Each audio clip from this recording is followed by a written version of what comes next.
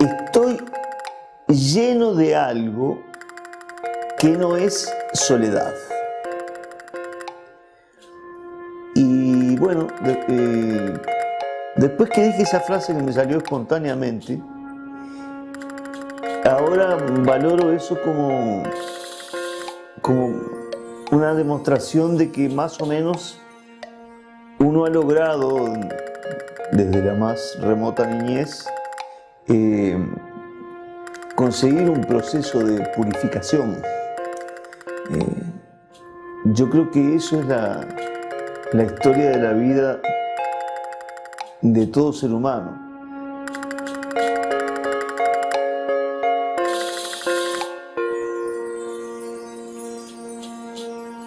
Yo soy místico.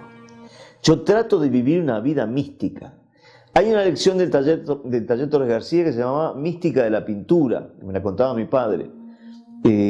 Torres proponía una mística. ¿Eso qué quiere decir?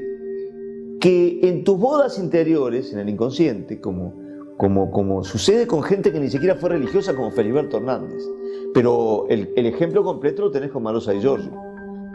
Marosa era mística en un sentido religioso, pero además hacía una literatura de casamiento con lo cósmico, las bodas interiores, las bodas de tus opuestos, el masculino y el femenino, que es lo que pide Jung para lograr la completud del ser y lo que se llama la individuación. Si te duelen los brazos de sufrir, no los bajes,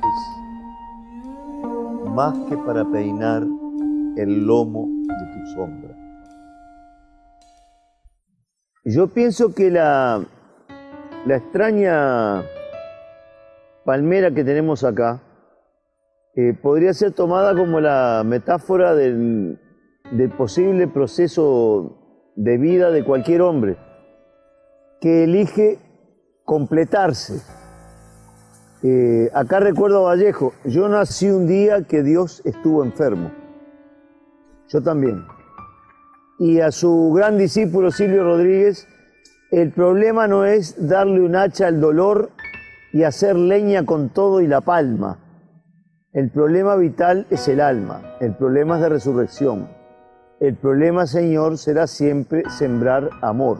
La parábola de este árbol que vemos acá es evidentemente algo que fue derrumbado desde su comienzo, fue sostenido en un punto de inflexión y después floreció. Para eso un ser humano necesita una total heroicidad. Tienen que ejercer el libre albedrío de seguir constitutivamente empujado hacia la luz. Mi madre se paseaba embarazada por la calle 19 de abril y aunque estaba atrasada 10 días, me decía: hacé fuerza, Huguito, así nacés el día que desembarcaron los 33 orientales y sos el 34. Quiere decir que yo recibí una orden prenatal de ser una especie de héroe nacional. Y obedecí y nací el 19 de abril porque los fetos oyen. Eso me generó una angustia que me viene dominando casi completamente, dije casi, desde antes de nacer. Y bueno, el objetivo de mi vida fue entonces fisurar luminosamente esa sombra. Yo considero que nací en un altillo de una casona que todavía existe en el Paso Molino, en la calle Valentín Gómez. Nací en el 48 y mi padre entró en el taller Torres García en el 50. Un día, cuando podría tener 3 años, escuché decir que había que vivir en lo eterno. Mi padre pintaba allí y yo escuchaba las propuestas, venía de visita Gurvitch, yo escuchaba eso y creo que allí nací. Para mí la parte de abajo de la casa, que era muy grande, era muy angustiante porque bueno, de alguna manera la relación con mi madre fue problemática porque ella pretendía que yo me luciera. De ahí deviene hasta el día de hoy toda la guerra contra el niño que quiere jetear, trepar. Eso literalmente me enfermó. Y mi viejo se mandó a mudar a Punta Gorda, al lado de la casa de los Torres García, que se había muerto recién, estaba la viuda de Torres García. Claro. Y aquello era como irse a Lomas de Solimar. Sí, claro. Y entonces mi abuela y mi madre estuvieron llorando 1 año extrañando el Paso Molino. Siempre estaban jodiendo. Hola. Está en el altillo ahora. Es el. Ah, sí. Mi hijo tiene 18 años. Ah, mirá. Lo que pasa es que estamos. Hola. Yo nací espiritualmente allí, porque mi viejo era pintor del taller Torres García y pintaba allí. Y yo tengo unos cuadritos pintados a los 3 años. Yo ahora después me transformé en escritor a los 5 años. Pero para mí ese altillo es el lugar más importante del mundo. Sí, yo me acuerdo que yo me sentaba acá cuando era chiquito. Pero tenían colores los vidrios. Sí, se han ido cambiados, pues, los temporales. Ah, mirá, me hace temblar.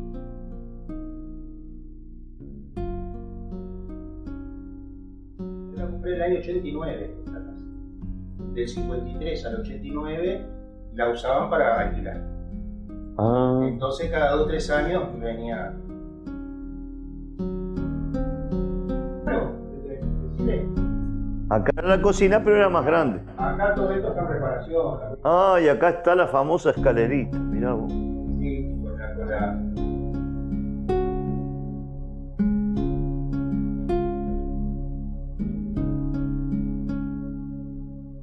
¿Y siempre fue de madera? Yo pensaba que era... Ah, mirá el altillo. Me quiero morir.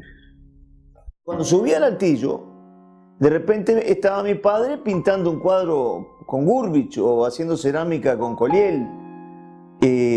Estaban tratando de vivir en lo eterno y me enseñaban a pintar. Y más adelante mi padre me leía a Julio Herrera y Reisig antes de los 5 años y a Federico García Lorca, nada menos. Entonces ahí aparece la otra zona de mi ser, que es las que han venido batallando en mi interior. Por eso tuve que terminar en terapia. Porque la presión por lucirse afecta al ego niño y en el ego niño trabaja el diablo. Me obligaba a salir abanderado, por ejemplo, todos los años en la escuela. Después en el liceo también eran realmente un enfermo. Me ponían el despertador a las 4 de la mañana para estudiarme todas las lecciones de todos los días para dejar contenta a mi mamá. En cambio, en el altillo me daban todo con un amor incondicional y yo me acercaba al centro sano de mi personalidad. En este cuaderno escribí mi primer poema el 8 de junio de 1958.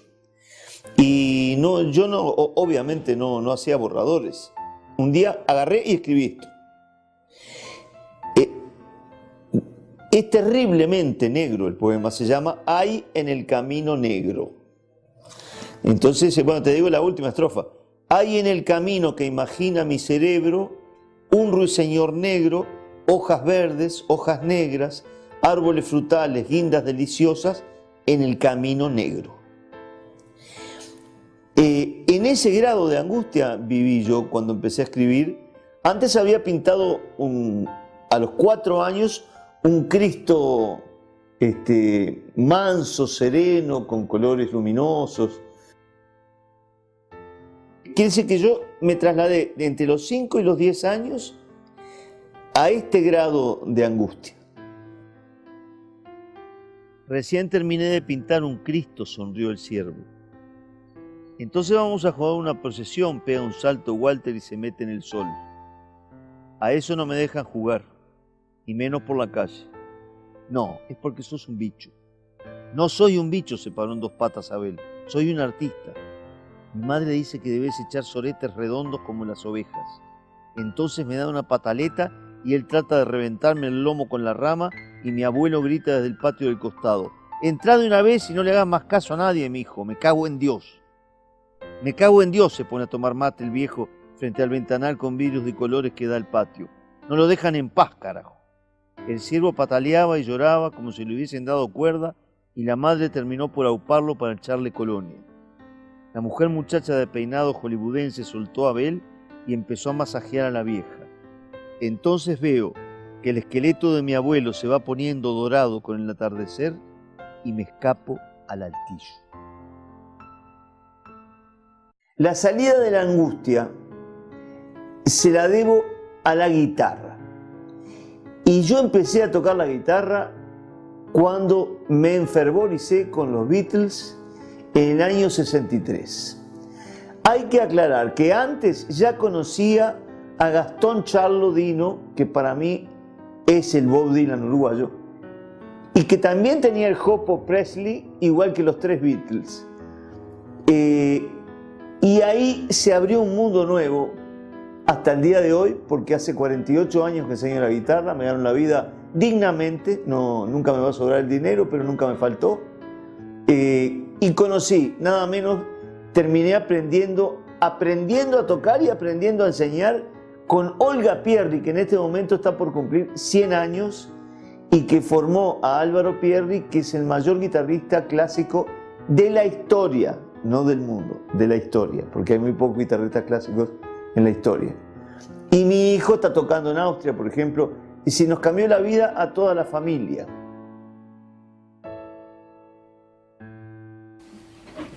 Conocemos el principio porque estamos viviendo aún. El fin no se sabe. Qué bien sé yo la fonte que emana y corre, aunque es de noche.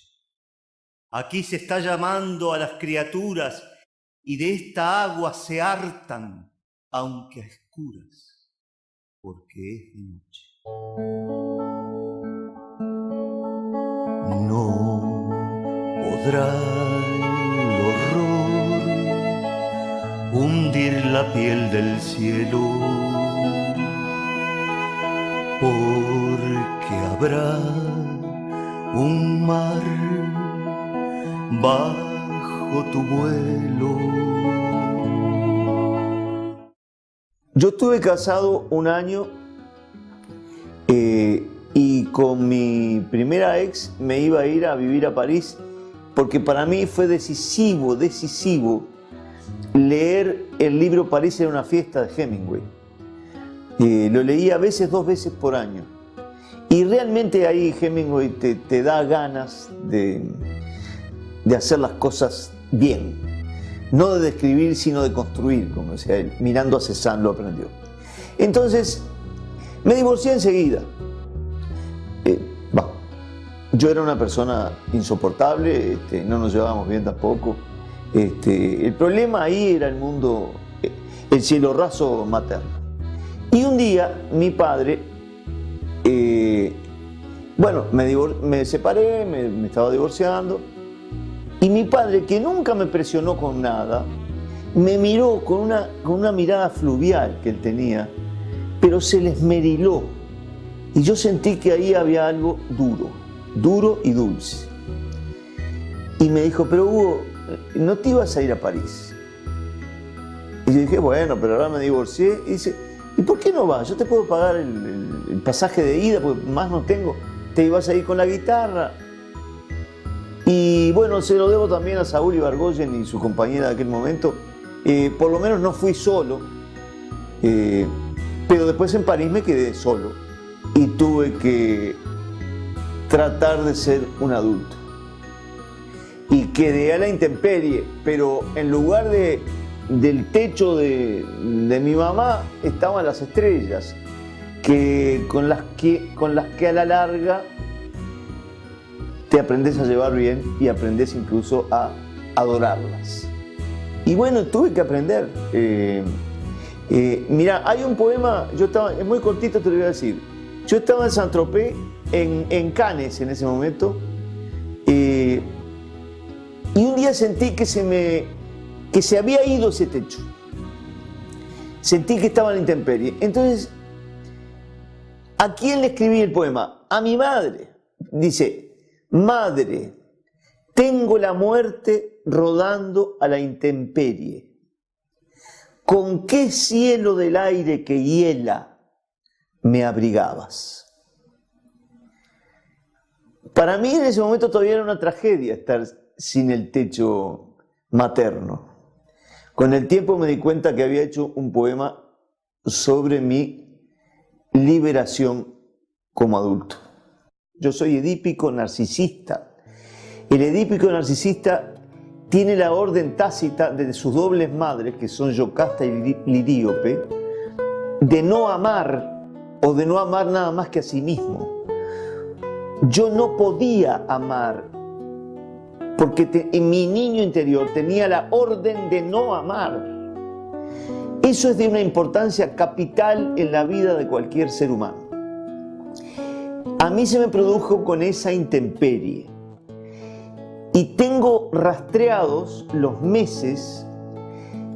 Una noche conocí, tocando en un lugar, había una muchachita de 15 años que se llama Benedict, con la cual sigo teniendo contacto a través de Facebook, que en poco tiempo, en unos días, empecé a adorar y que con el tiempo no tengo la menor duda de que en ella está depositada para mí eso que se llama, bueno, los católicos decimos la Virgen María, es lo luminoso femenino, lo que te hace querer a alguien más que a ti mismo.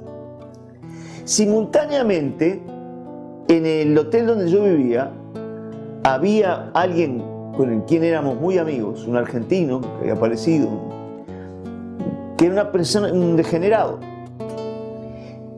al cual yo traté de ayudar a vivir, y un día se le destapó una mirada que la película El Exorcista al lado de eso es un juego de niños. Y Jung decía que existe el arquetipo del mal puro. Y realmente me sentí amenazado de muerte durante meses, anduve armado. Quiere decir que el arquetipo de la Virgen y el arquetipo de Satanás aparecieron más o menos en un lapso de 3 meses y yo en ese lapso escribí mi primer buen poema. Y ahí empecé a pelearme con la frase literaria, pero eso era boxeo era. Yo tenía 2 libros publicados que ni siquiera eran malos, no quiero ni oír hablar de esos libros. Y ahí apareció un ego infantil que se me reapareció a los 20 años, donde era un trepadorcito. Me agarró también un partido político. Yo no quiero hablar de política. Simplemente yo era comunista y era una especie de nene precoz del Partido Comunista. Entonces aparecían las mesas del Frente Amplio, nombraban Benedetti, Díaz Vilariño y Giovanetti. Y yo me miraba en los diarios y me sentía un gran escritor. Y no escribía bien. El que me sacó de eso a patadas en la cabeza, ese berretín, fue Juan Carlos Onetti.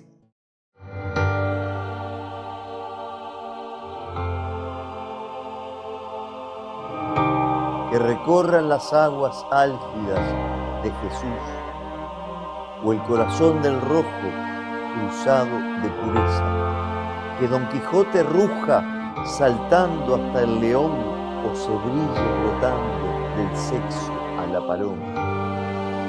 Que no se tema tanto, ya que este poema existe, y una muchacha fértil perfumará la noche.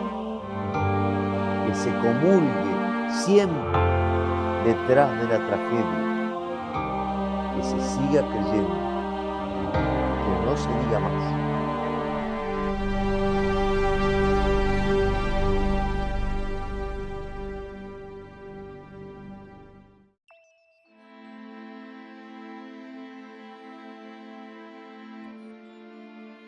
A mí me costó toda la vida entender que la vida, a pesar de todo, está muy bien hecha. El año pasado tuve que operarme de la tiroides. El año anterior había sido operado de un cáncer al riñón y estuve agonizando en la mesa de operaciones. Y bueno, fui a reconciliarme a la iglesia, ya no se utiliza más el término confesión. Tengo un gran párroco que se llama Daniel Kerber. Y cuando entré al cuartito de la sacristía ahí, lo miré y él me hizo una sola pregunta. Me dijo, ¿estás agradecido? Y yo le dije, sí. Y él dijo, bueno.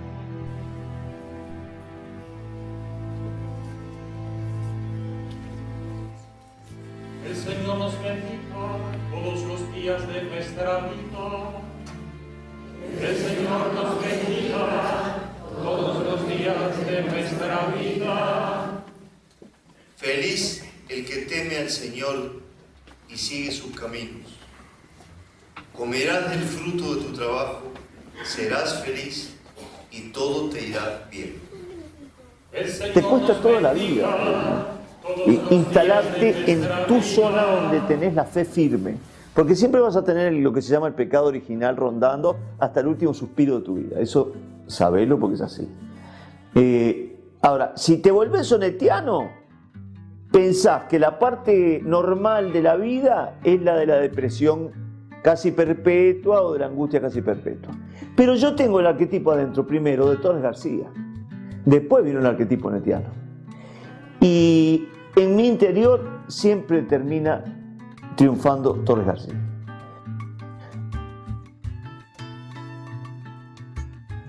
Yo tengo una total fe en la humanidad y bueno, todos querríamos que las cosas se arreglaran antes, pero si nos cuesta tanto a cada uno ir redondeando un proceso de purificación, sería muy ingenuo pensar que la humanidad entera se va a purificar muy pronto. Yo lo lamento por los niños, por los jóvenes, por mi nieta, pero va a demorar mucho. Y creo que estamos en un momento fermental muy rico. El que lo quiera ver nada más que como un caos, estás viendo nada más que una parte de la cosa. Porque en este momento hay diálogos entre gentes de las distintas filosofías, religiones. Yo creo que es un gran momento fermental, por más que haya cosas terribles. Giren tus ojos hacia la batalla. Lo que se ve no es vida, pero vive. Lo que quisiste ver se ha muerto, como un llanto.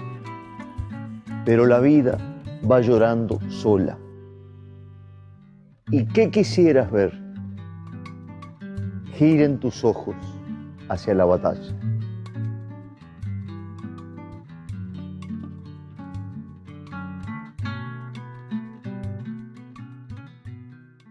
Los que me conocieron saben que pasé una etapa peleando a muerte con Satanás porque los talleres eran con alcohol.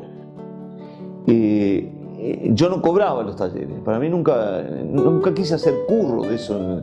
Detesto que haya talleres. Respeto a los que cobran, pero yo no puedo cobrar por hablar de arte con gente nueva, con gente joven. Tengo gente de muchas edades, pero les pedía la cajita de vino. Y bueno, eso a mí me hizo mucho daño, se fue el luto por la muerte de mi madre. Después pude superarlo, hace 10 años que no lo practico. Y estaban buenos también los talleres con vino también.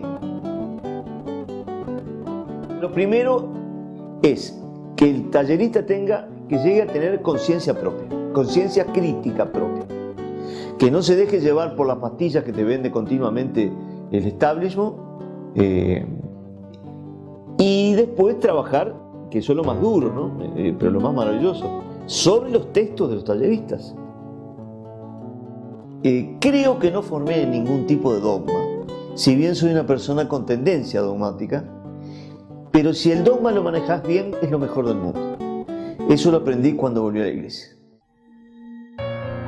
En el principio flota y fosforece como un humeante traje de carne desplegándose sobre dos esqueletos apagados. Después pasa la vida. Y en la red de cloacales trincheras ciudadanas quedan algunos huesos, solitarios o no, luminosos y fieles, remontando la noche. Yo siempre intuí, por mi formación con mi padre, sobre todo con mi padre era Torres Garciano, de que existe una propulsión que el artista más que nadie tiene que tener en cuenta. Voy a decir una palabra que está prohibida, por ejemplo, en el idioma marxista: teleológica. Lo teleológico es lo que está programado. Son arquetipos conductuales que, según lo estudió, por ejemplo, Teilhard de Chardin, que fue el gran teólogo del siglo XX, es como si de alguna manera toda la materia desemboca en el cerebro humano y está llamada, programada para ir generando una evolución hacia una situación superior, que algunos le llaman el hombre nuevo, lo crístico. En este momento yo estoy muy contento, porque feliz y contento, porque todos los días se puede dialogar con gente que no ve el cielo raso, que ve las estrellas, que aunque esté viendo este cielo raso, sabe que arriba hay estrellas. No podrá el dolor hundir la piel del alma, porque habrá un pez bajo tu calma. Hoy soy, hoy voy, hoy sé quién soy y hoy doy mi fe y hoy sé que no sabrá la tristeza vencernos, porque nunca podrá el sol del hombre nuevo